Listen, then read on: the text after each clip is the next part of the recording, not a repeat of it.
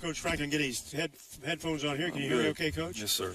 So if you like to see people shoot three-point shots, and I love it. I love the three-point jump shot. I think it's the best shot in the game. We saw a lot of those tonight.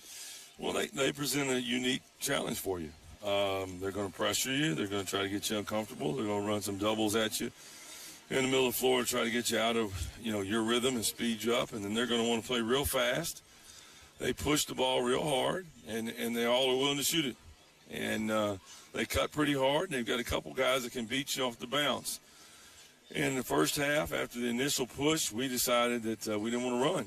We were jogging. And they were a great test for us because they showed us when you jog back and you don't go back with a real intensity and tenacity, right, you got a problem. These people's going to come up there and push it. I thought we did better in the second half. There was some encouraging to do so at halftime.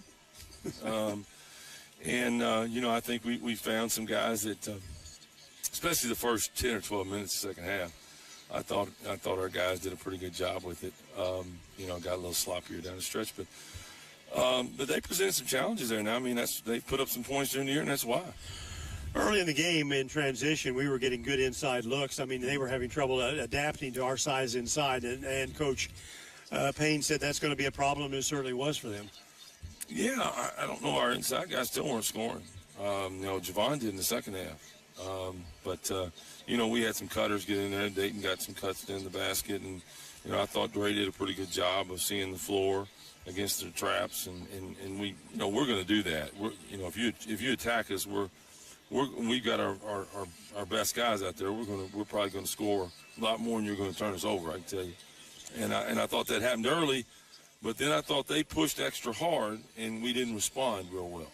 We got up 20 and then we got lax, and that was the segment of the game I really wasn't very happy with. The second 10 minutes of the first half. I thought the second 10 minutes of the first half, we decided we didn't want to work that hard, and that's unacceptable. I thought we came out of the second half and we worked a little bit harder on those things, and you saw the results. Quickly, you expanded the lead to 30 points from the 15-point halftime margin. Good thing is you got everybody that was available to play tonight into action, and everybody who played scored. A far cry from last Wednesday night, but only 3 guys could find the basket. Yeah, we put the ball in the basket a little bit better. I thought we came out and were fairly efficient offensively early in the game, and then I thought the first 10 minutes of second half, I thought we did a pretty good job of breaking down, and they're not going to let you run your stuff. They're going to scramble and force you into just keeping the force split and then making the right play, and so you don't have any choice. You're not going to sit there and run actions and sets and things like that nature the way they're defending you. But I thought we did a pretty good job of making the appropriate pass and moving the ball appropriately and making the right play. The first, 6 or 7 minutes of the game, and then the first 10 or 12 minutes of the second half. So those two periods of time, I thought we were pretty good at that. You don't want to play horse with those guys. No, they're loose. The second half, I'm sure they didn't shoot very well out there. We were finding them better as long as we found them. But they're loose. They're able to just let it go. Everybody's got the green light, and you do that, and you got nothing to lose. You're letting that thing rip. Sometimes you're gonna get going. And they got a couple guys can try to beat you on the dribble. And I think Flowers is a good player. He only scored 1 point in the second half, but Coach Payne didn't play a lot in the second half. He kind of opened up his lineup as well. I thought, again, when we were concentrated early in the game, Dayton did a pretty good job on him. And in the second 10 minutes, we didn't have Dayton on him, and even when we did early on, Dayton lost his focus. And then he took some other guys and went one-on-one on him. At the start of the second half, we again locked in on him, and when we locked in, we did a good job and kind of kept him down. But you could see what happened when we didn't. When we either got a matchup on him that probably wasn't the best, or we, let up a little bit. Man, he scored. So you had to stop him. He wasn't going to stop himself. John Logan's got a lot of weapons. 3 players in double figures. 1 player, DeCarl Payne, almost averaging 10 points a game, and they're coming back. They won a tough battle against Ren Lake in overtime on Wednesday night. They're going to play Moberly in St. Louis tomorrow. I'm not sure if there's video of that tournament. I think there is. available. But will you watch, or I know you haven't? So you said before we began the broadcast tonight, you haven't spent a lot of time, looking at Logan. You'll break that down now starting tonight or tomorrow morning. But they're going to be a real challenge on the road on Wednesday night. It's about as tough a challenge as you could possibly get, having to play them, getting off the bus, traveling down there, getting off the bus, playing midweek in the middle of finals. It's a problem, but it's, that's part of the season is trying to handle and deal with problems. And who does that the best is the one that, comes out on top in the end. And so we were presented with a pretty big challenge on Wednesday, but it gives us an opportunity to handle a pretty big challenge, which that's how we're going to look at it. They've got some veteran players, Eves and DeCarl Payne, both coming back from last year. Christian Doors, a transfer from Morehead State. Then they got an outstanding freshman in Cameron McDaniel. So, they've got some talent, across the board, not just one player that carries the load. Well, they're very talented. Talent's not a problem. They've got plenty of talent. They're very offensively gifted. So,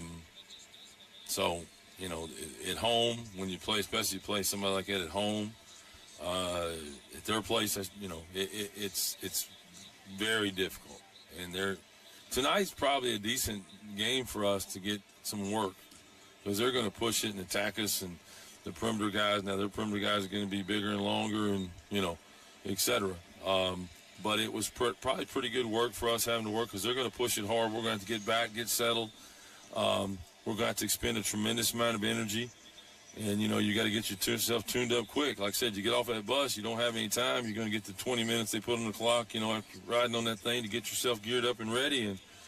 And, again, and we're in the middle of finals. It's difficult, but that's what the region mandates. They put out this date for us to play these games. This isn't one where we pick it that way.